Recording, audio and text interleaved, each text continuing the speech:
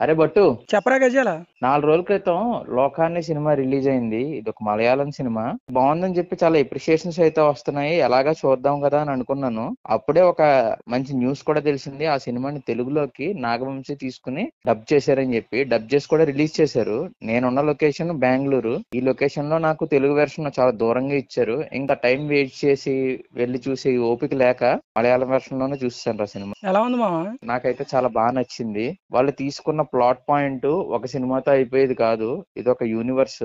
ఎన్ని పార్ట్స్ వెళ్తుందంటే చెప్పలేం. ఎందుకంటే కథ అంత పెద్దది. ఎన్నన్నా తీసుకెళ్లొచ్చు. ఎంత బాగా రాసుకుంటే అంత మంచి అవుట్పుట్ వచ్చే స్కోప్ ఉంది ఈ యూనివర్స్ కి. మెయిన్ పర్టికులర్ గా మాట్లాడుకోవాలంటే రైటరు తను ఎంత బాగా రాసుకున్నాడంటే కథని అతను స్క్రీన్ మీద చూపించే డెక్షన్ లోనే తెలిసిపోద్ది మనకి. అంత కేర్ తీసుకున్నాడు. ఎక్కడా కూడా దేన్ని కూడా అన్నెసెసరీ సీన్స్ అయితే పెట్టలేదు. దీంట్లో ఇంకా బాగా సక్సెస్ అయింది ఏంటంటే తను ఎంచుకున్న కాస్టింగ్. ఏ క్యారెక్టర్స్ కి అయితే మంచి ఇంపార్టెన్స్ ఇచ్చుకుని ఆ క్యారెక్టర్స్ డ్రైవ్ అవడానికి ఉపయోగపడతాయని అనుకున్నాడు, వాళ్ళందరూ కూడా సినిమాకి న్యాయం అయితే చేశారు. పర్టికులర్ గా నాకైతే ఫేవరెట్ అయితే మాత్రం కళ్యాణి ప్రియదర్శి. టైటిల్ లీడ్ చంద్ర చాలా బాగా చేసింది ఆ అమ్మాయి. తెలుగులో తను చేసిన సినిమాలు హలో గాని ఇంకా చిత్రలహరి గాని చూసుకున్నప్పుడు తనకు మంచి ఫ్యూచర్ ఉంటుంది అనుకున్నా, కానీ తెలుగులో ఆమె ఫేడ్ అయిపోయింది అనుకోండి. ఎందుకంటే ఆఫర్స్ చాలా తక్కువ వచ్చాయి.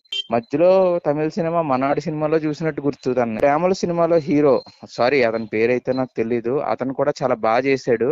టైమింగ్ ఏదైతే ఉంటుందో తనది అదిరిపోద్ది. కొద్దిగా భయపడుతూ నటించే ఎపిసోడ్స్ అయితే గానీ ఎరగొట్టి వదిలేశాడు. అండ్ ఇంకా తన ఫ్రెండ్ క్యారెక్టర్స్ చేశారు. అబ్బబ్బబ్బబ్బబ్బ కామెడీలు అయితే మాత్రం అదిరిపోతాయి అనమాట నిజంగా. మామ ఇంతకీ టెక్నికల్ గా ఎలా ఉంది? టెక్నికల్ గా అయితే మాత్రం సినిమా చాలా బాగుంది. ఆ విఎఫ్ఎక్స్ వర్క్స్ కానీ సినిమాటోగ్రఫీ కానీ అంత బాగుంటాయి. ట్రాన్సాక్షన్స్ అయితే మాత్రం వేరే లెవెల్లో ఉంటాయి.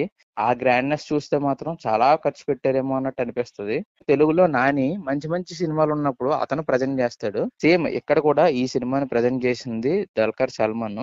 అతను చేశాడనంటే ఎంతో కొంత ఉంటదని నేను ఎక్స్పెక్ట్ అయితే చేశాను. ఎందుకంటే తన స్టోరీ సెలక్షన్, స్క్రిప్ట్ సెలక్షన్ అంత బాగుంటాయి కాబట్టి. ఇప్పుడైతే మాత్రం నన్ను డిసప్పాయింట్ అయితే చేయలేదు. చాలా బాగా అనిపించింది సినిమా అయితే నాకు. ఉమ్. మావా, ఇంకొంచెం స్పెషల్ మెన్షన్స్ అయితే చేయాలి. ఎవరికంటే యాక్షన్ కొరియోగ్రఫీ అంత బాగా డిజైన్ చేసి సినిమాని హీరోయిన్ తో ఫైట్స్ ఉంటాయి.